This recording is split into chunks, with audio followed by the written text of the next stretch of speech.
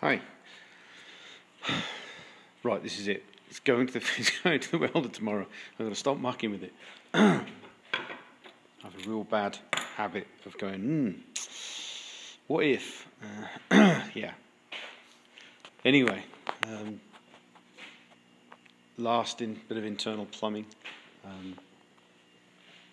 Some 1/2-inch tubes welded to obviously the two low pressure pump pipes that go into the swirl pot. Swirl pot we sealed. At the moment it still needs to be trimmed, which is it's a bit long at the moment, so I've left in room to trim it, so that'll be basically welded over the top of there, and then we'll have a vent tube. Basically the excess fuel that's once it's full will come there back into the tank. I've chickened out with the electrical connections. I've got to say, I spoke to two people that supplied the mil-spec connections as far as, you know, putting the electrical connections here right next to the pump. And both of them were like, oh yeah, it's not a problem. They'll seal, but you'll have to change the gaskets reasonably often. When asked how reasonably often, well, you know, they'll start to leak occasionally. And I don't want anything that leaks. So, we recommend putting them on top. Yeah, we can put them on the side of the bottom we want, but you know, I can't be doing with that. Just can't be doing that. So, so my lovely plates, which would have had obviously one jig fitting and one mil-spec connection for that. I can't get anybody to guarantee me that they'll work for, you know, I don't know, a decade. So these are all race car guys. I don't know. I don't want to do it. So basically, I've gone another way. Obviously, still here, but we'll still have the jig fitting still on here. So, and the mounting of the fuel pump will still be off of this plate here. I bought some tube to put around the thing, and I'm going to make it instead of making a billet one. So we'll still have our unit here. But instead of having the electrical connection basically right at the bottom of the tank, so you know, probably 95% of the time it's driven, it's going to have fuel above it. What I'm going to do is put the electrical connection at the top here. I'm going to bend 30 mil of this here down, so I've got a small flat along the top, and then basically I'll put the electrical connection in the top. So it's kind of chickening out, but I just don't want to have a leak. That would just drive me nuts. So especially if I had to take those things out and change the gaskets every so often, just why? Kind of drag my heels a little bit with trying to find the damn things, but I don't know, just don't like it. Anyway, so the connection is going to go up here.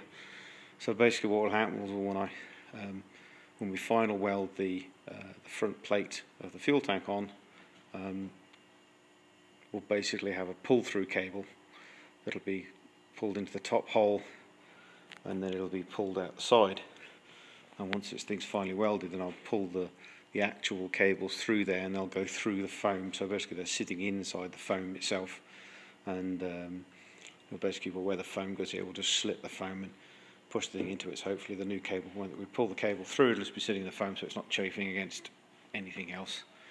So when we pull our fuel pumps out the side, if we ever need to service the filter or whatever, then there'll be an excess of cable that'll come with it, and we'll have to undo the electrical connections in here.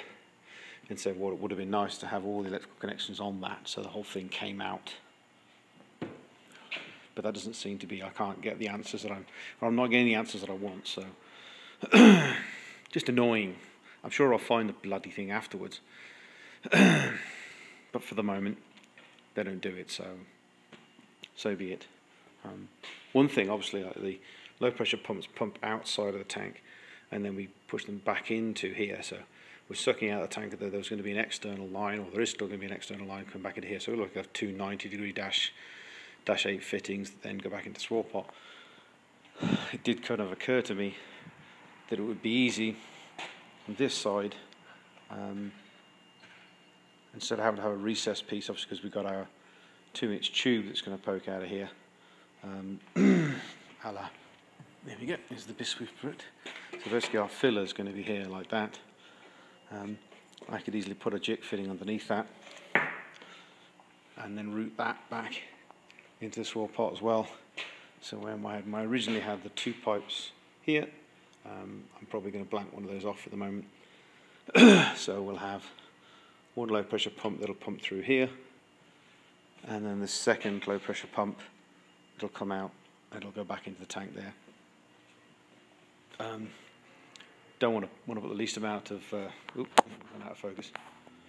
The least amount of rubber hosing in the tank as possible. So basically, just easier to route it back out the tank and across.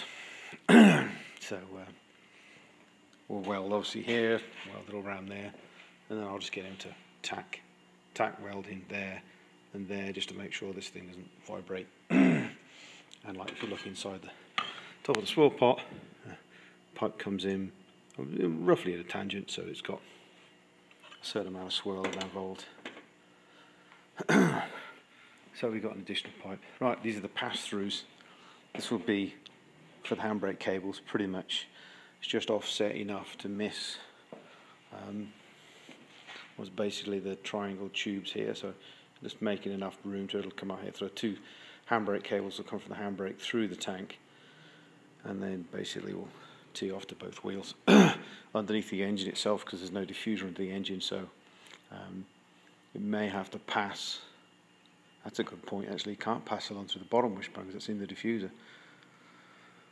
It's going to have to come up above the diffuser. Oh well, problem for another day. So that's the handbrake cables. So, you know, simple enough, offset the back there by about 3 inches.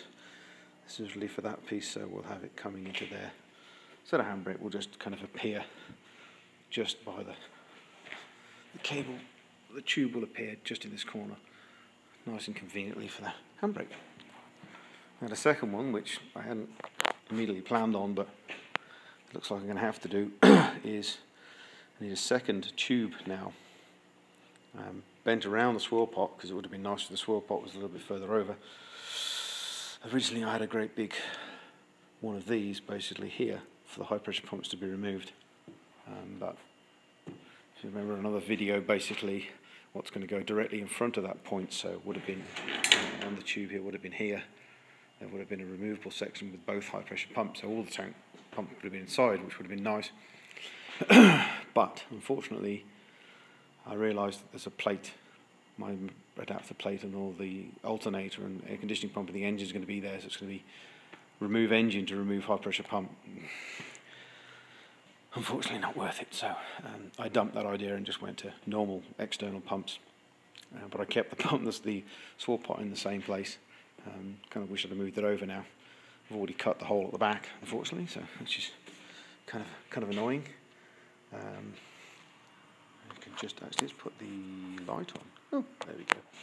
You see this is reduced here, so that we can have the, if I can find it, bum, bum, bum, bum, bum. There you go. Our 2 -10 feeds, which will basically yet again sit an inch inside the tank, like so.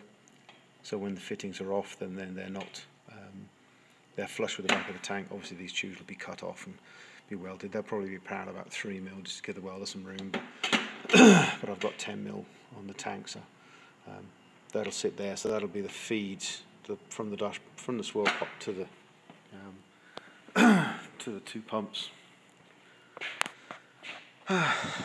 Gear change cables. Oop, turn that off. There's 2 options for the routing of the gear change cable. Now obviously if we look at the sort of look back in reverse, well, basically we'll have the tube exiting here, the gear change cable, but obviously it'll be about 4 inches up, so that that's in line with roughly where the cable's going to be. So that tube will go through and exit conveniently about there in the engine bay. The gear change cable is going to have to come just over the side of the diffuser. It'll be between the alternator and the crank come into the floor. Then they're going to have to come up, probably pass through here, through the plate. I've got a relief in there, which you can't see. It's a bit awkward to see anyway. Come through there, come through this rear plate, and then we'll hook them back and around on a long sweep and send them back. And I can actually use probably the original sort of orientation for the two lever arms. This one's cut off because of there, but I can leave it, weld it further up. So the cables will come from the gear change along through the fuel tank, underneath the engine, through the two plates, and then its tightest radius will be here. And the radius on that is roughly about 8 or 9 inches to get a full sweep in there. And speaking to the cable guys that I'm going to get the Bowdens from, they said anything below is everything above 4 inch basically is good. So 4 inch radius is pretty tight, to be honest. So, so yes, we're going to have 2 pass-throughs through the tank. The tank's becoming more bloody complicated by the day, but not much you can do about it. You need to be able to try and find the optimal position for everything. So yeah, hopefully tomorrow I shall take it to the welder. I think I've just about finished mucking with it now. These 2 pipes obviously won't bother going because they'll only be put in pretty much basically as the tank faces on, so they can be welded. They'll probably be the last 2 things to be welded in it. So yeah, he's got a few hours welding. That's going to cost me a bleeding bomb. About $100 an hour for welding. It's just painful. Anyway, hopefully, for Christ's sake, this is it for the tank. As far as developing where all the pipes and stuff go. So, but we're about there now. Okay, speak to you soon.